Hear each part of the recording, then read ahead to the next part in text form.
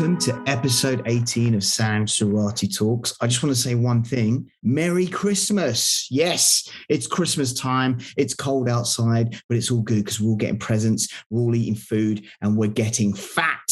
I've got an amazing guest for you today. This guy is actually a bit of rock and roll stardom within the acting world. He and I actually worked together on a short film recently, and it was a wonderful experience, and it was really good to sit with him in the green room and have a chat. You're going to love this guy. He's amazing. Please welcome to the stage the wonderful Elliot James Langridge. Hey, thanks for having me, man. How are you? I'm good. Yeah, well, as you say, like Christmas, keeping busy, nice Boxing Day, eating a lot. It's been, it's been good, man. It's been good. Elliot, there's lots of people that do know who you are because you're a star, but there's going to be some people that listen to the podcast who don't know you. Give us a little brief intro about you. I love your optimism. I'll take that. That's a good, I love that. That was a really nice intro. It made me feel like really important. You are. So I am an actor. I've been doing it since I was 19. I'm now 34. So I'll let you do the math. So it's been a while. I've been doing it for a minute, and I actually started out in the crew. I started out in the camera department, and I was very fortunate. I did a few short films, a few little jobs, and then I got a job on a Harry Potter film as the camera. I was like just get the coffees, do everything you can to help the camera crew, make things easy for them, get the lenses, all that kind of thing. And I was very fortunate to actually end up staying on that job for the entirety. It was only meant to be like a week sort of work experience.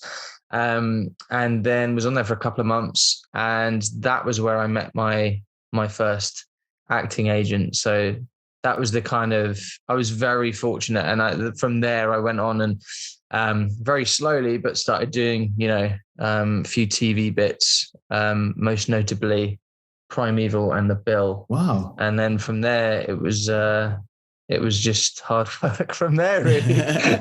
Which Harry Potter film was that? So it was the fifth one, Order of the Phoenix. It's kind of crazy to think that film is that old. Yeah. Obviously those films are big, so they take a long time to come out.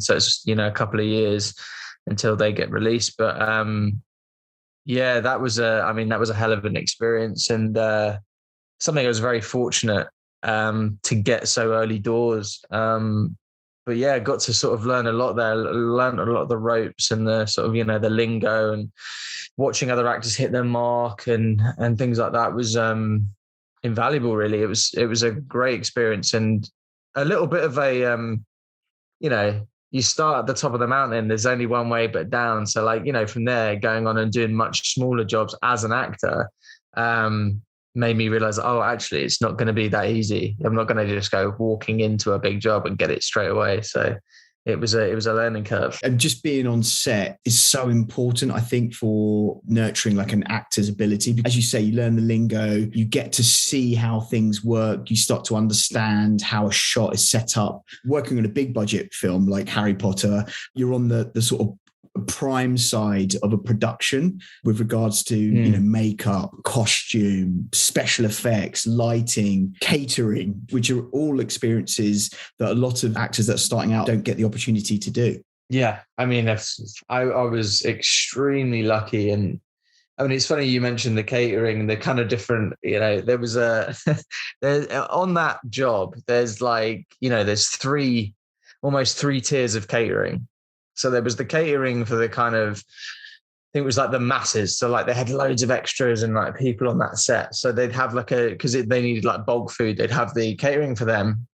Then they'd have catering for, the cast, the crew, the people that are there regularly day by day. And then there was this little known niche of catering, which was basically at lunchtime, the producers, the director, the sort of, the people that are right at the top of the mountain, they would go and watch the rushes, which for those of you that are listening, maybe you wouldn't know that the rushes are basically the dailies, the stuff that you filmed that day. So they could go into the cinema and basically watch this during their lunchtime, see what they'd shot that morning. Wow. but the catering, I was very fortunate that I basically befriended, you know, the obviously the camera department I was working in there, but like I got very lucky and I was taken in there a few times to watch the rushes. So I was sitting there with, you know, like David Yates Wow. and like all these kind of, you know, the big dogs. But the food was like steak. It was like really like ridiculous food. So that's the place you want to be if you can wangle your way in. That's so interesting that you touched on the hierarchy of a film set, because that's one thing I've learned from being on film sets, is that to kind of get pulled into the perks of the hierarchy on a set, you have to connect with people. You've got to talk to people. You've got to create connections in a human way, as opposed to someone that's massively trying to kind of work their way up the ladder. And again, that's something else that a lot of people who go into acting don't really understand. So it's interesting that you said that. I didn't know there was a third tier. I knew there was like mass food production, then the crew and the cast, but I didn't know there was like a VIP steak upper echelon. That's quite interesting. Yeah, I mean, I didn't either. I was like, what's going on in here then? And like, you know, getting to sort of be introduced to people like David Heyman, who like obviously produced all the Harry Potter films, but he's now producing things like Once Upon a Time in Hollywood and Paddington and things like that. These are people that at the time I was like, oh yeah, he's obviously, you know, he's a big producer, whatever. And then you walk away and you look him up and you think, wow, yeah, I was lucky that I didn't kind of know that, because maybe I would have been a bit kind of in awe. But yeah, no, you get to meet all these people and it's fascinating. Yeah. Also, what you touched on there with regards to meeting people on set, and then you don't realize how, I don't want to say the word important, but just how prominent they are within the film world until you research them afterwards. I did a Marvel film over the summer. Casual. Casual. And there was a guy on set. I'm not going to say where he was in the food chain. Oh, come on. I've got to be a bit careful because I don't want to get sued. But he was a really nice guy, but at times his personality became a bit poisonous. And there was a group of us that were working it. Was like, I really don't like this person. But then when I researched them, I was like, oh my God, like this person has worked on everything. So I just had to, you know, sometimes you work with people you just don't get along with, and it's just the nature of the beast. Out of interest, was he an actor, or was he like, what was his? I don't want to say. I don't want to say. What did he do and what film was it and when was it shot? I'm going to figure this out. I'm going to say this person was not an actor, which was nice. And actually, all of the actors on set were really cool. Let's change the subject, because I feel like I'm digging a hole for myself here. I think I'm going to get murdered tomorrow. Don't worry, there's plenty of holes to be dug later on in this podcast. We'll be digging them. Talk to us about Northern Soul. I've seen it. I loved it. I thought it was incredible. It was one of the first films you've worked on. You had a really big part in that. Talk to us about that experience.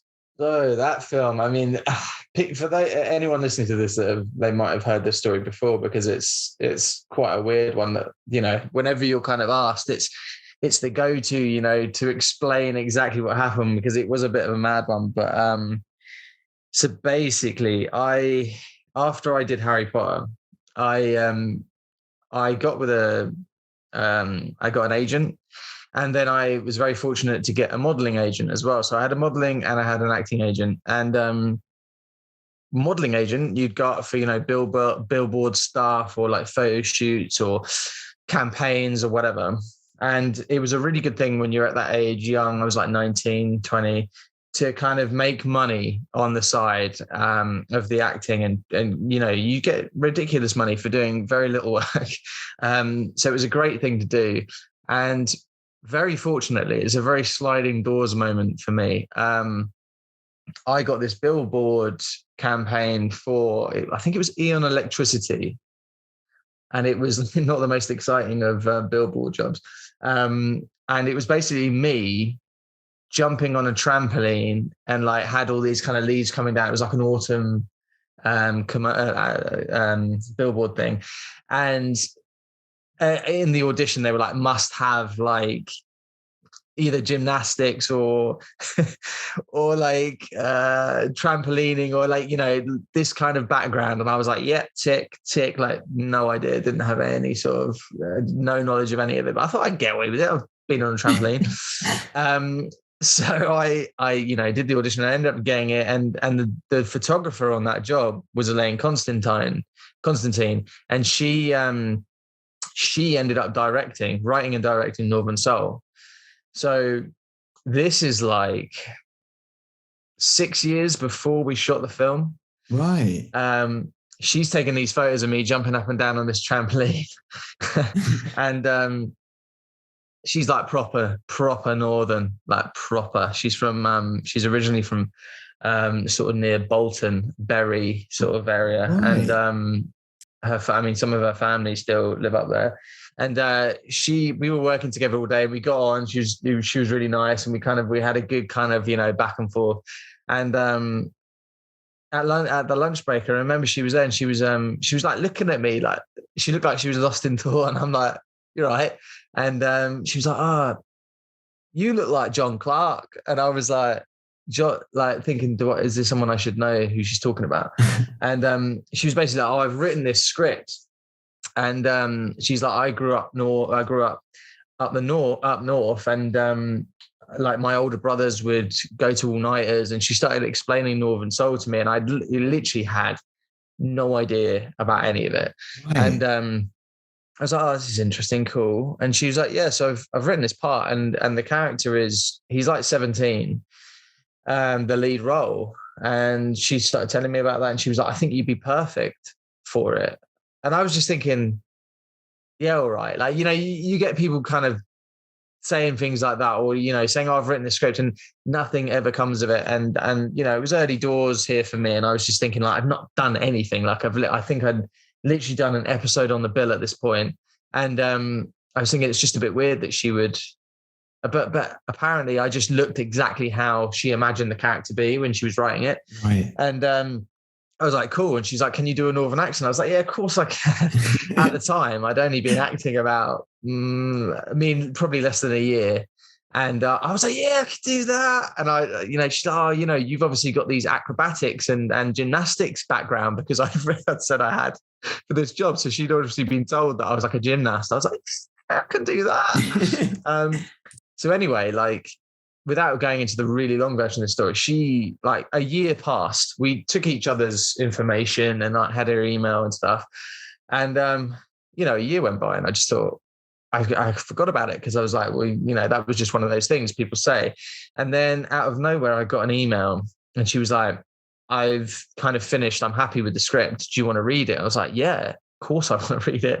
Went out of our actor, and it's a lead in a feature film. This is like a dream come true to even get anywhere near something like this. Yeah. And I read the script, and I was like, wow, this really is like, it's the lead, and it's an amazing character. It's a great story. It would involve like loads of homework, learning to dance, learning to get flexible to be able to do the splits and things like that. Wow. I thought this is a proper Robert De Niro moment for me. Like, in my mind, I'm like, this is like transformation, and it's a Northern accent.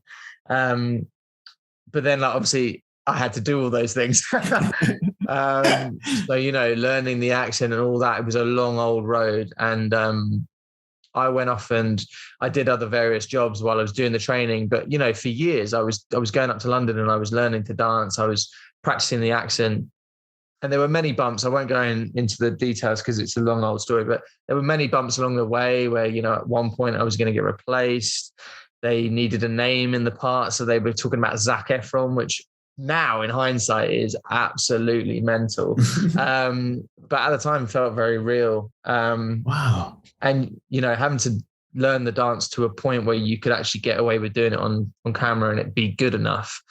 But fortunately, my character's not meant to be very good at the beginning. So that's quite good. I had a bit more time because of that. Did you train for about 5 years before you started filming on that? Not intentionally. I mean, basically, we were back and forth for maybe 2 years talking about this and reading the script, and then me going away and doing my own homework and stuff like that. It didn't become real until I think I was about 21, and I'd already taken a job. I'd gone and done Hollyoaks, and basically Elaine had said to me, she's like, "Don't go and do that job. We could be filming like this time next year.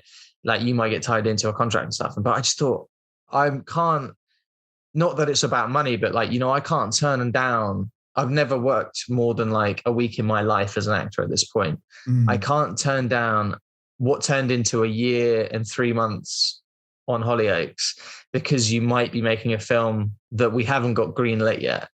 So, obviously that was like a massive hurdle. But then the film, because I got offered another year on Hollyoaks after doing a year, and I turned it down and said, I'll take 3 months because we're going to be shooting Northern Soul this summer. Northern Soul got delayed another 2.5 years. Wow. And I didn't work from when I left Hollyoaks to when we shot Northern Soul in those 2.5 years, one day of acting. Whoa, okay. So those 2.5 years were the hardest of my career. And at this point, I'd fully committed because I thought the film was happening like it was always a couple of months away and it would always move. So Elaine was like, you need to lose weight for this role. You need to look like you've done a load of speed and gone to all-nighters and like basically just you're a massive record. So I went down from 11 stone to 9 stone. Wow. In fact, I was just under 9 stone. I had a 27-inch waist at the lightest I was at. Jesus. And I basically starved myself. That took a long time to get down to that weight. It took me probably about 6 months. Wow. But like without eating, just no carbs, like barely eating anything.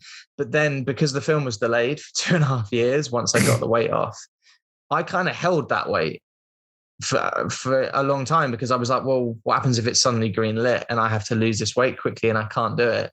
Yeah. So I kept the weight off, which I think it was probably for about a year. I stayed around 9 stone, which is not good for your mentality or getting other jobs. So it was a lot of, and meanwhile, we've been dancing for a couple of years at this point, trying to get that right. And the accent was finally down. But I mean, there were points where like, when I first went in to do the accent, I did a screen test for the accent, and this was only about a year in. Yeah. And I didn't really, I was kind of just doing what I thought I could do. I didn't go to a voice coach or anything. I was very green. And she had a mate there who was like a voice coach and came to kind of test if I was doing like, the vowels and the nouns right and stuff. And he basically turned to her and said, like, he's never going to be able to do it. Like, oh my God. You need to cast a Northerner to really get that authentic accent. And Elaine, being Elaine, for good or for bad, told me that. And I think savage, but that's what got me there. I was then like, right, okay, this guy, I'm going to go and like proper get this right. I went up north and I stayed up north for a bit. And then I met her parents and I kind of just like, I did all these things that I was just like, just going in and hopefully got there in the end. But like, funnily enough, done a lot of films more recently where I've been Northern and my accent is so much better now. It's like, it's a shame because, obviously that was my first lead in a film. So, I was just kind of hanging on and trying to do the best that I could at that time. I'll be honest with you though, the film is amazing. I mean, it's fantastic Northern accent. Thank you. And the film won loads of awards. Yeah. I mean, it was very lucky. It's one of those things where you kind of do a film like that. Even when you're filming it, you kind of go, oh, this is what it's normally like to do a film. This must be what it's like all the time. And it felt really special when we were shooting it. It felt like, wow, this is like, we're doing something really important here. And, when I first saw the film, I hated it. I thought it was really?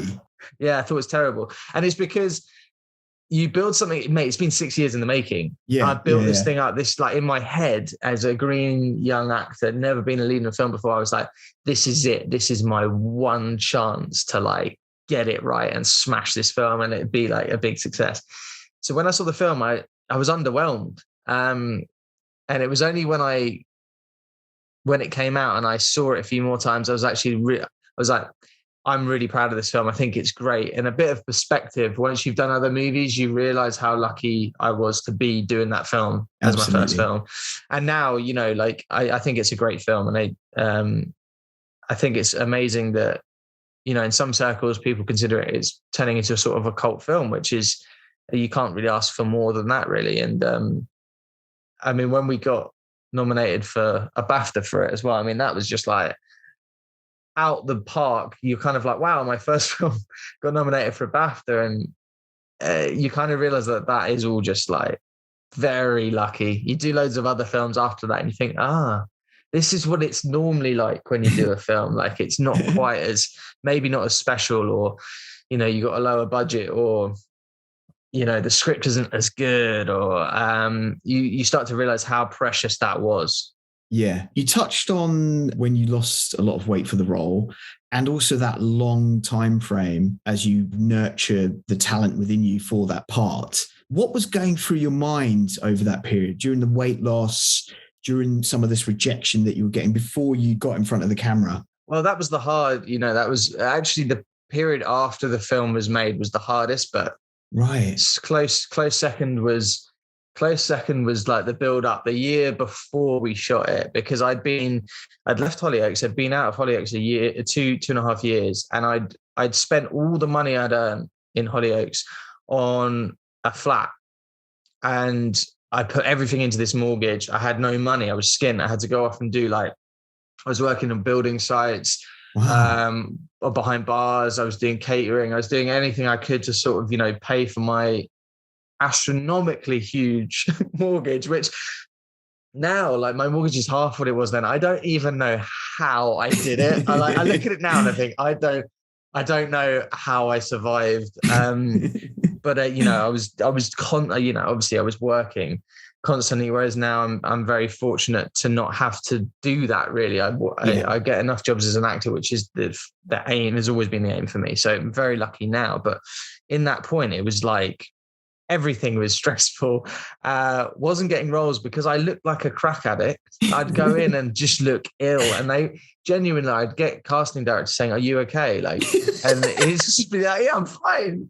I'm just meant to be doing this film." And they're like, "Yeah, sure you are." Like, you know what I mean? Everyone's meant to be doing this film. So it was a tough couple of years, and it was before I found, like, as you know, like, I have my podcast and I have actors and people like in the film industry on that. Yeah. But in this time, it was before I'd started that. It was before I'd started writing. It was before I had all these other coping mechanisms that kind of helped me get through the dry spells, Yeah. So it was tricky. And just didn't get a job. And I know a lot of actors out there know that feeling. It's like, you're just like, what can I do? I feel like doesn't matter what I throw at the wall, nothing is coming back. But yeah, and very fortunately, when Northern Soul was released, I signed with Curtis Brown, who you'll know. I don't know if the audience know, but they're obviously a very good agency. They've got high regard. They're very good. So that was amazing. But then, like, I think there was maybe almost a year of no work again. Like, I was going up for things, and there was obviously when the film was released, but it took a while. Like, it took a couple of years to come out. Right. We shot it in 2012, so 10 years next year. Mental. Wow. And it didn't come out until 2014 in England, and then 2015 the rest of the world. So there was no, like, I was saying, I did this film, I'm the lead in it. Everyone's going, yeah, all right, mate. When's it come out? And you're going into these auditions like, no, seriously, I'm in this film. Steve Coogan's in it. They're like, yeah, sure he is. So actually, after the film was the hardest, because we finished it, and it was it was like, there were some tough times on the shoot, but it was an amazing shoot. I had some of my best mates on that film, because we all learned to dance together, and I lived with one of the guys that's in the film, and like, we were all like a really good team, and it was just the best. And like, one of my best mates, who I've known since school, he actually played the school bully Bruiser. Like, I managed to wangle getting him in, because he's a brilliant actor, but he'd never like done anything professionally. And Elaine was, she was willing to take a chance, go, yeah, cool, bring him in. So like, it was just like a family. It was really nice. And as you can imagine, the come down from that experience after you shoot something like that, where you're doing something you love and it's amazing, you think, I don't want to stop doing this, to going back home, being absolutely skint, and then going working behind bars, going on building sites, and it was the lowest point I've ever had, if I'm honest. Like, I remember I had this job that was just the worst job I think I've ever had. I think partially because of the mental space I was in.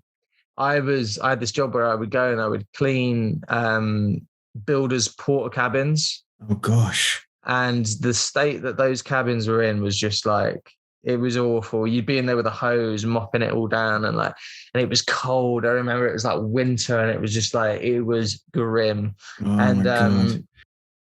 Yeah, I just remember also the weight thing, because I started then trying to put the weight back on.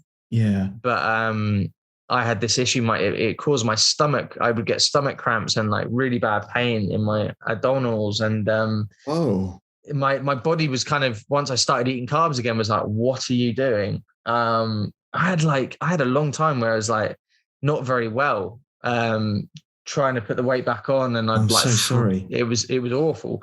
So like, without going into too much detail, but for those of you listening, like, this just kind of, people can look at people's careers and go, oh, you've had it easy, you've done this and that, but everyone has their shit times, and that was genuinely like, I got very, very depressed and went on medication for like over a year. Oh God. And I'm through it now. Like, I completely off all that stuff now, and I exercise is my thing that like keeps me motivated and keeps me like feeling good. But I think, I'm sure like everyone's kind of experienced this at one time, but getting older, you realize what you can and can't do, and your coping mechanisms. Yeah. And now I'm completely in control of, what I can do to make myself feel good, to motivate myself. But that really was that was the darkest time of my life after doing that film, which is crazy though. And I'm so glad you've come through it, because, we got to work together, and you're such a wonderful energy. I really value that time we had on set together. And I'm so glad we got you. It was great fun, man. That was it. To be arguably, you had a better role than me, man. You had way more fun, I think, with your part. But are we allowed to talk about it, or do we need to keep it on the hush?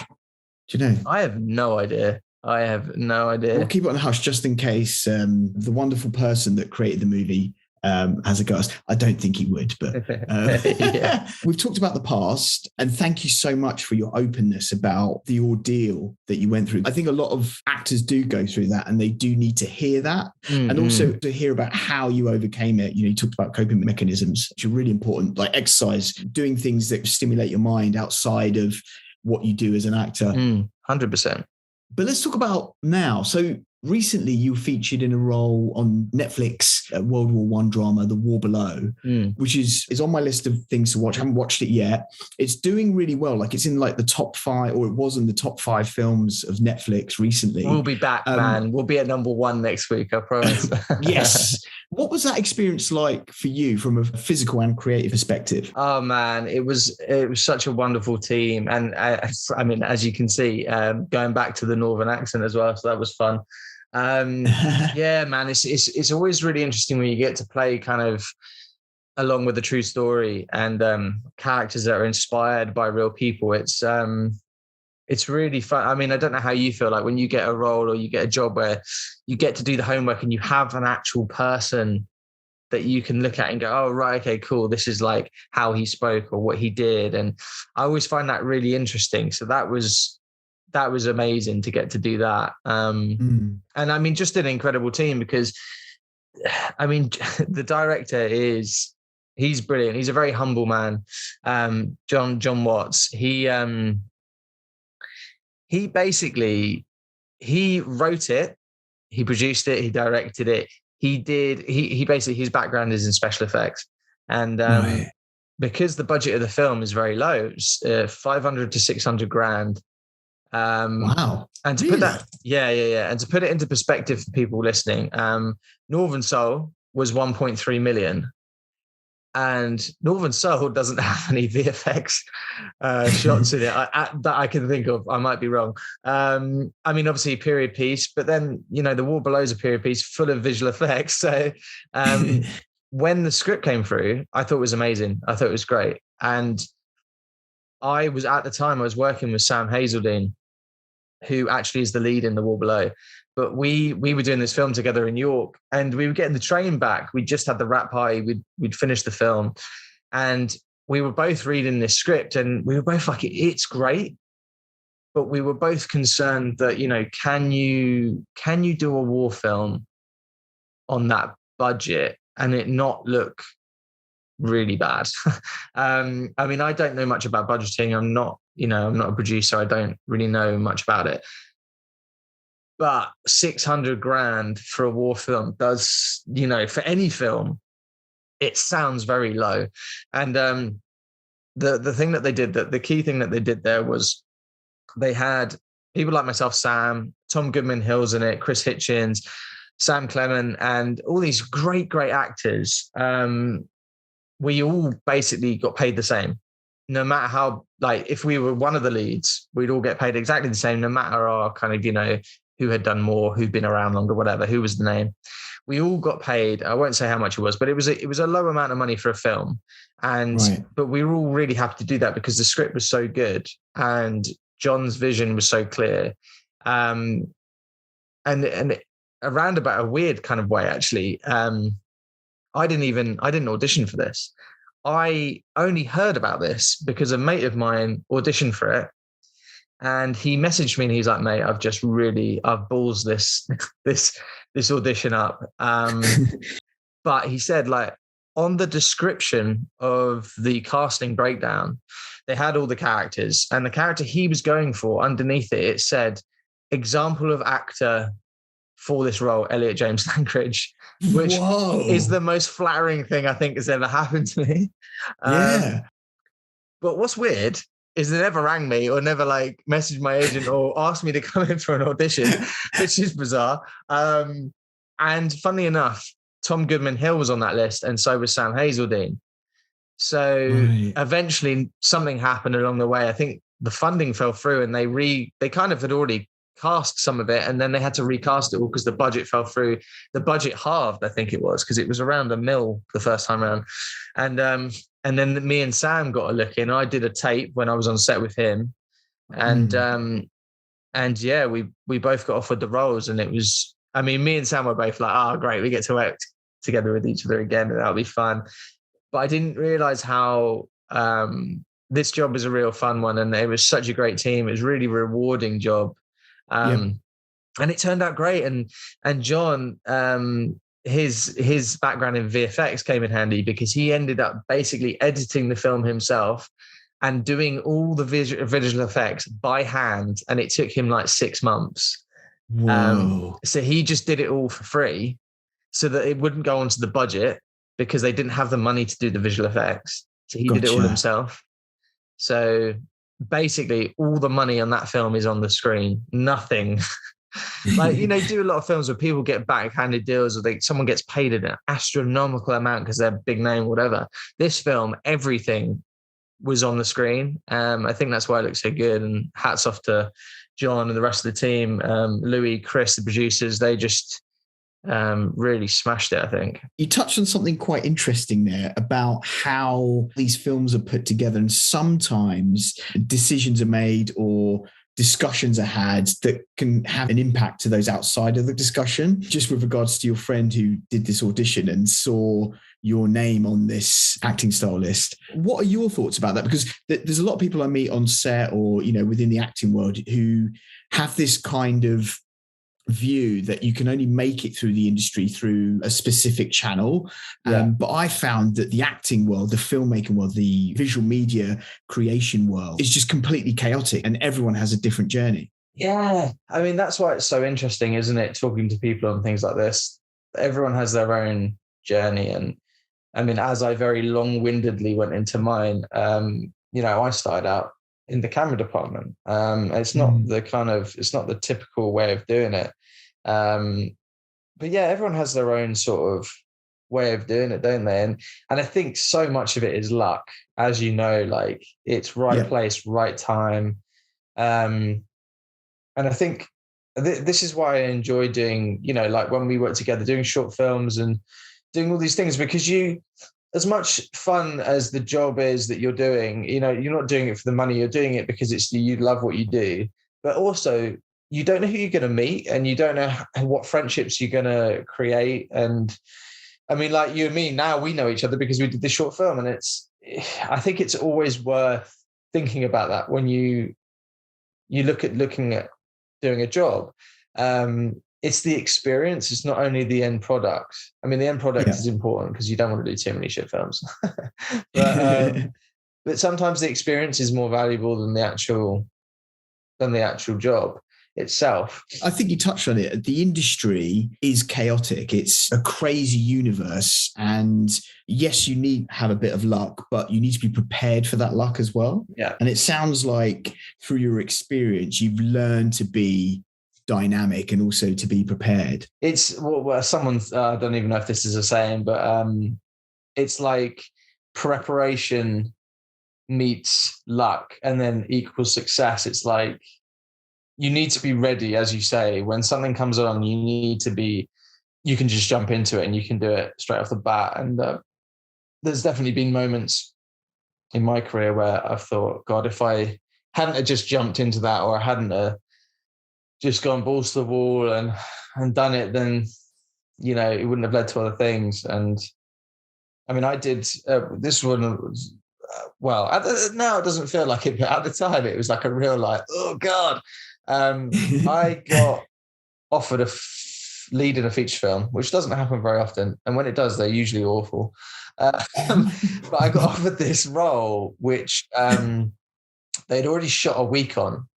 And the lead, I won't go into detail on it, but basically the lead had pulled out for various reasons.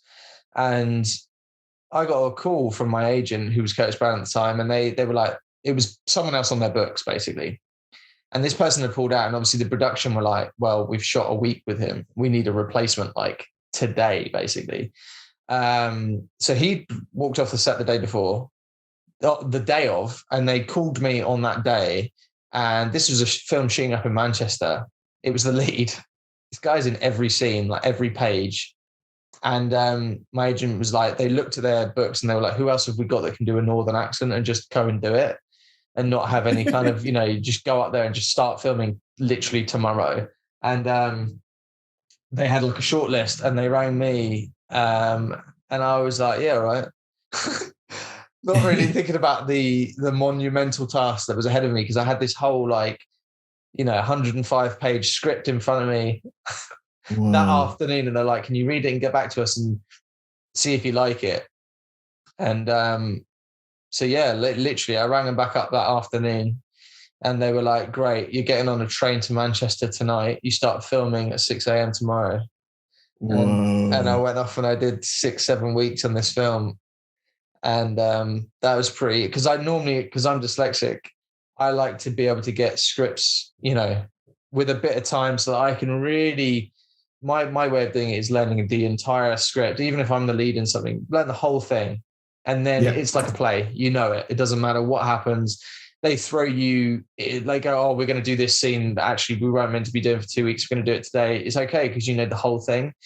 So going up there and doing that and trying to learn that script on that train was pretty nerve-wracking and not something I ever thought I could do, but I just said yes to it because I liked the script and I wanted to work with Jessica Barden was in it. And I just thought, I'm going to do it. And and I just had to learn the lines like day by day and just take it one day at a time. And that's not a comfortable scenario for me, but it was, it's one of those things where, preparation meets a scenario. You either take it or you don't. And I just decided to do it. And thankfully, because I had a really good time on that one. And it was a fun film to be a part of. You've worked with some big names. One of my favorite actors, Gary Oldman, you worked with him on Killers Anonymous. What was that experience like? Yeah, man, Killers was mad because I'd worked with the director, Martin Owen, once before in a film. And I mean, it'd been a good couple of years since we'd worked together, but we'd stayed in touch and we were good mates, and we'd occasionally like go to the gym together, and like we had similar interests. We were both into the UFC and stuff. Basically, we did a documentary together where I was basically planning to do a charity MMA fight. And really? yeah, and I told him I was doing it, and he was laughing for about 10 minutes on the phone, like absolutely pissing himself laughing. He's like, "You're going to get killed." And I was like, "Yeah, probably. It's just a challenge, you know." And it's like, it was winter. I was like, "I'm not going to get a job right now, so it doesn't matter if I break my nose or whatever."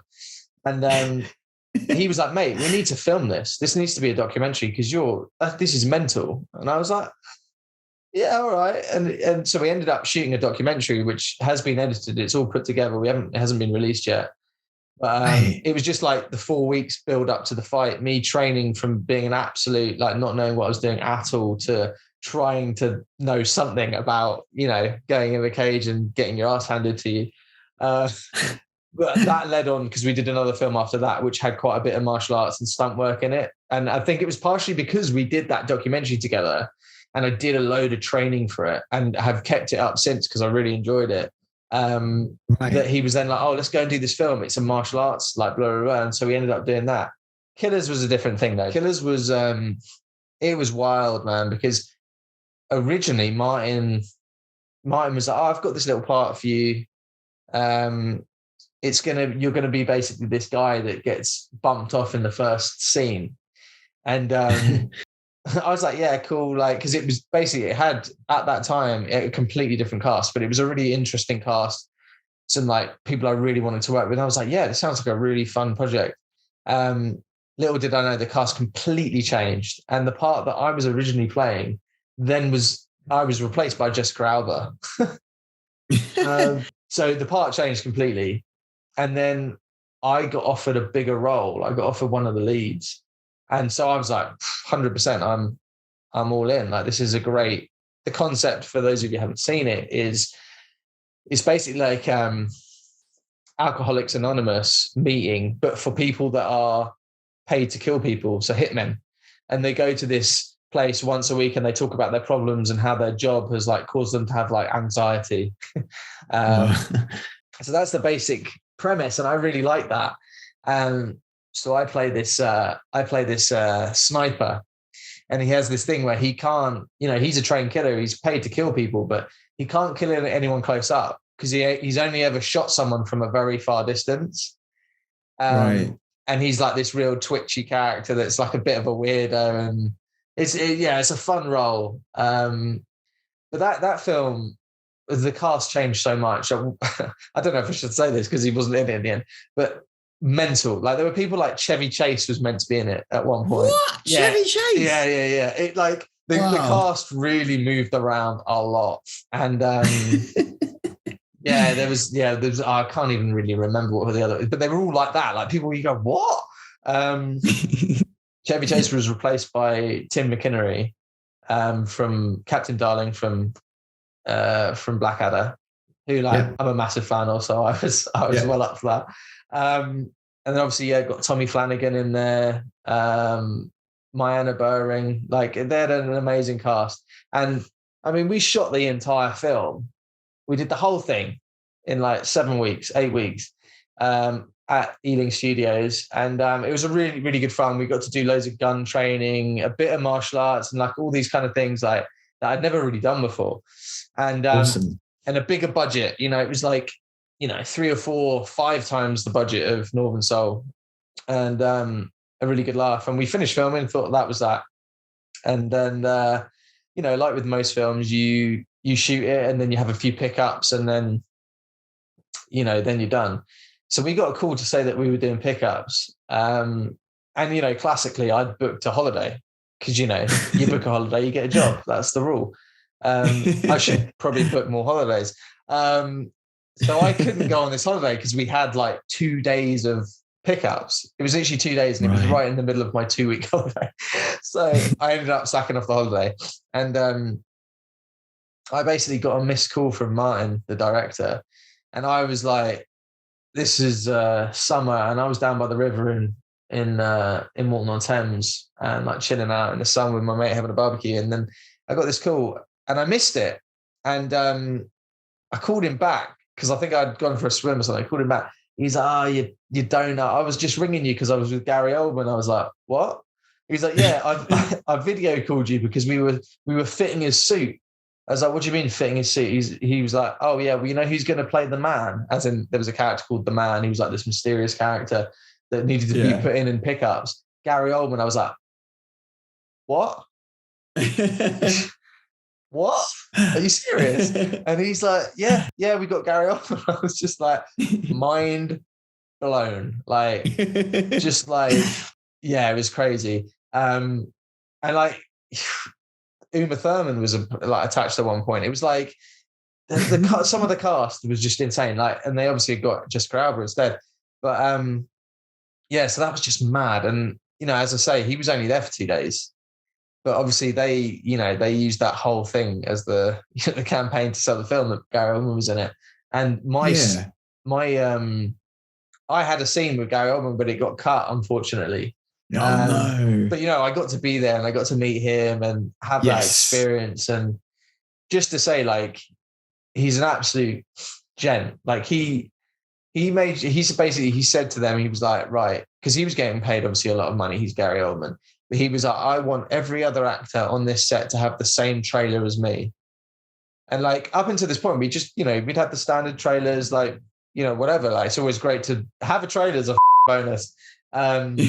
But he had this like massive, like huge trailer, and they had to get all of us that trailer. And like, bearing in mind, I'm there for like, I'm on set maybe, half a day out of these 2 days. They gave this huge trailer to me, and I was like, this is mad. This is a taste of like what it could be, if you're a huge success. But yeah, amazing opportunity and just a wicked role and a really cool thing to be a part of. And getting to work with anyone like that. I've worked with only a handful of people that, you kind of, when you're working with them, you're kind of looking at them going, holy shit, that is Gary Oldman. And you're thinking, oh, it's my line. Like that's only happened a few times and it's always very special. So that was, it was insane. Awesome. You're from Kingston? Yeah, Kingston massive. Kingston massive. It's a bit of a UK Hollywood at the moment with big names coming from there, including Tom Holland. Yeah, Tom Holland from Spider-Man. Yeah, Joe Cole's from there as well. Yes. And me. I think that's it. The Hollywood of Surrey. I know the town very well. What are your thoughts about Kingston growing up there? Oh man, Kingston's my childhood. Like the Bental Centre was the place to be.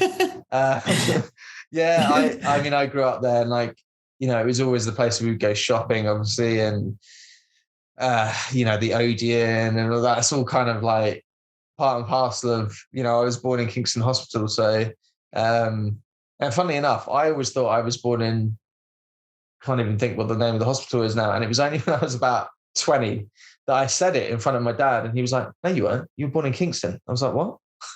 So actually, this is relatively news to me. So, no, Kingston was always somewhere that I would hang out as a kid. And yeah, man, it's a nice place. It's a really nice place. It's right on the edge of London. Some people think it's London. It's not. It's over the river, so some people think it is. But yeah, it's a great place, man. And like, yeah, surprising that it's a bit of a pool of actors coming out of it at the moment. So it's obviously the place to be. Are your family still there? So my mum lives in, like basically just down the road, like 10 minutes from there. But my dad's moved further out. He's near Guildford, so not so much. But like where I live now is kind of just out the other side of it. I'm only 10 minutes, 15 minutes from it, from Kingston now, driving. So I haven't moved far. Well, it's a lovely part of the world. It is. You've got the River Thames and all that. It's I mean, it's one of those places as well. You don't really realize as a kid how lucky you are to be near something like that until you grow up and you're like, actually, I was pretty lucky to be, brought up around that area. And it was nice. Because I went to school around that area, and then like I had a bit of a bumpy ride at school, being dyslexic and going all over the place. But I ended up going out. The furthest I went to school was Farnham, so I I went all over the place when it comes to school. So actually some of my childhood was kind of around there and around Guildford. So it's quite fitting that my dad is now Guildford and my mum is now near Kingston. It's kind of, a bit of both worlds. Talk to us about your dyslexia. So you mentioned that a few times on this chat. What are your thoughts on it? Like, how do you look upon dyslexia as a part of you? I feel very fortunate to have dyslexia, because if I didn't, I wouldn't have gone to Morehouse School in Farnham, which was the school where I I realized I wanted to be an actor. And they had a very good facility for drama, all things kind of a bit more, less academic and more artistic. So, like the photography there and art and things like that were always really, really good. So it's kind of where I never really at a young age thought that being an actor was an actual realistic job. Right. But I hoped that it would be. And that was definitely the place that idea came from. And the first time I really enjoyed like being in a play or, but learning lines as being dyslexic is never easy. And right. I've got ways of, well, actually I say this literally the other day, I had a job where all the lines changed. I was like, basically I had this big scene the next day and it was my first day and they changed all the lines literally the night before. And Gosh. I had to learn them all going up on the train to Liverpool. And it's been a long time since I've had to panic learn. Like, I'd learned the lines already and then they didn't just change them. They were different. They were this scene was 3 times the length it was originally. And and some of the old lines were in there. So that's the worst. Because then you're like, half of this script's the same, half of it's not. And then what if I get to a point where I start going off onto the old script because I'm recognizing it's just a nightmare?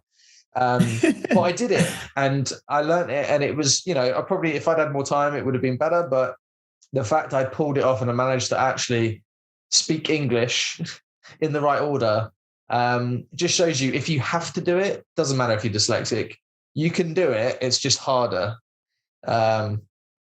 So yeah, I do struggle with learning lines though. It doesn't come to me easily. Yeah, I'm exactly the same with regards to learning lines. Are you a fellow dyslexic? So it's interesting you say that. I haven't been diagnosed with dyslexia, but I do know that I have a form of it. Yeah. I read some research recently that apparently I think it's like 1 in 3 people have a form of dyslexia. Oh, right. But my thing is really, I need to put in the time and effort. That's if I don't do that, then when I'm on set, I know that I'm going to be learning on the fly, which is fine. As you say, sometimes you have to do that. But I like to put the time and effort into, reading the script and letting it embed into, not just my mind, but also my soul, which is, just part of the process that I take. Yeah, exactly. It's kind of knowing that it can be done and you have your own process to deal with that. Because everyone does it differently, don't they? And I think if you've got dyslexia or any other learning difficulty, it's just knowing how to kind of compensate, I think. Yes. Seriously, thank you so much for your honesty with regards to that. Because I know some people look at dyslexia as like a profound disability and it's not. And I'm sure people listening who do suffer from dyslexia will get value from your perspective on it. So thank you for that. Oh, mate, no, it's all good. I think, just to put into perspective, like if I hadn't have gone to that school and done that and, wanted to be an actor, I wouldn't have got through school. So like being dyslexic, it can be a hindrance, but I think it's got me to where I am today. And it's not, it's not an excuse. And anyone that has got dyslexia, I think, use it to your advantage. Yes. I think I know a lot of actors that are very good at learning lines, like photographic memory, and they can snap their fingers and they know the lines. That's it, it's done. But actually, I think there's something to be said for having to spend the time on a script, having to spend hours learning lines. That script inside and out, and you've already, it's like you've already put the homework in. Not that you've wanted to necessarily, but you've had to just to get the lines. So I think there's something to be said for that, because I think in general, like if you have to spend hours on a script, you're going to know it. You're going to know the character better. You're going to So I don't see it as a hindrance really, especially as an actor. I think we have strengths in other areas because of it. We're coming towards the end of this podcast. Elliot, I could speak to you for hours. Seriously, dude. Like that time on set that you and I had on that sofa, which sounds a bit dodgy now that I'm quite saying over again. It's been a real pleasure getting you on this podcast. Just a couple more questions. First one, what advice would you give yourself if you could meet a younger version of yourself in a bar? Well, I would say, because actually it's funny because this is one of my questions on my podcast, but I've never actually thought about the answer. I should have. It's hard because, you know, when you start out and you're very green to it all and you're very enthusiastic and like you think, oh, I'm going to do this, I'm going to do that. Part of that greenness gets you through the hard times because you're like, no, it will get better. It will. I think if I knew what I know now starting out, it would be a very daunting task. So I think that greenness is very important. So to give yourself advice is difficult because other than me saying, don't do it, which obviously is not what I'm going to say, but like, I think just to kind of go with the flow, and if I'm going to give any advice to myself would be, don't be so hard on yourself. Like a lot of it is luck. Be diligent, put the time in and put the effort in and be 110% in. But don't beat yourself up about it if it doesn't go right or you miss an opportunity because someone else gets the part or for whatever thing. Because, I mean, you only have to watch a bit of TV to know there's a lot of luck because a lot of actors aren't very good. It's not just about talent. It is about being in the right place at the right time. And also when they cast something and you need to look like the sister or they need to look like your daughter or whatever, there's so many other elements. So don't be so hard on yourself, I think. And have you? There's a podcast called Dead Eyes. Have you heard about that? I have heard of Dead Eyes. Yeah. So like, you know, obviously, for those of you that haven't heard of it, it's about an actor that got cast in Band of Brothers 20 years ago, and he got recast at the last minute. Went into a room to basically do another casting because Tom Hanks was directing the episode and he wasn't sure about this actor for this part. Right. And obviously this message got back to him through his agent, which it never should have done. But supposedly Tom Hanks said that this actor had dead eyes, and hence the name of the podcast, Dead Eyes. And the podcast is basically about him talking to and meeting a load of people in the industry and trying to sort of almost work his way back to maybe having a chat with Tom Hanks. And along the way, chatting to, you know, the actor that got the part in the end and talking to the casting director or like talking to all these other people. It's a really interesting podcast. Check that out. But like, that's just one of those things where you just go, God, you were kind of in the right place at the right time. You got so close and then actually wrong place, wrong time. Didn't quite get that part. And, you know, you've got to just move on and let that shit go, I think. Yeah, absolutely. Absolutely. Well, that's really strong advice. That's got to be a bit of pill to swallow, though. If you have a part in Band of Brothers and then Tom Hanks goes, "No, you got dead eyes, mate." Well, I always believe, you know, what goes around comes around. Meryl Streep famously got rejected for a big film. I think it was the first remake of King Kong. Yes, I've heard about this, yeah. To this day, she's still one of my favorite actors of all time. I don't know how many Oscars she's won. Is it like 2 or 3 or something? But no. I mean, no one could deny that she's good. Exactly. I mean, there's luck there, but there's definite talent. She did all right. As you said before, like life's too short. Just go with the flow and work hard. You know, put your head down and do the hard work. Yeah. Even if you get kicked in the teeth, you know, it's just one of those things. Exactly. Actually, that would be one of the things that I would say. I would have, if I could, I would have started writing earlier. Right. Okay. And trying to create my own films and stuff, because like I've been writing probably nearly 8 years now, actually, which is kind of crazy. Yeah. So it was not long after doing Northern Soul, but now I've only just after 8 years, I'm getting my foot in the door with the right people to actually get things made. And we haven't got anything made yet, but like we're going in the right direction, and it's taken that long. So I just wish I'd started straight away, you know. But, you know, everyone has a different journey, don't they? And we'll get there in the end. Yes. Elliot, again, it's been amazing. if people want to get in contact with you, what's the best way for them to do that? You can either, well, it depends if it's on a work way, or just, I don't know what I'm saying, No, my agent is Scott Marshall. They're wicked. So Scott Marshall, Adriana, and Tom, my kind of, my peeps. Yep. If not though, I'm on Twitter Elliot James 87, and I'm on Instagram at Elliot James Langridge. Also TikToks, because I'm trying to be down with the kids. And also, like, obviously my podcast, Life and Film Podcast, has its own Instagram.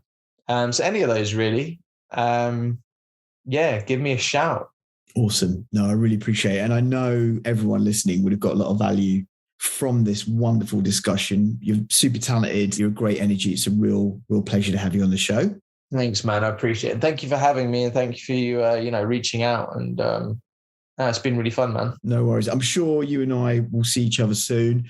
Those of you listening, again, thanks so much for your support. Those of you sharing, don't forget the hashtag Sanj Surati Talks, all one word. Wherever you are, whatever you're doing, please be good.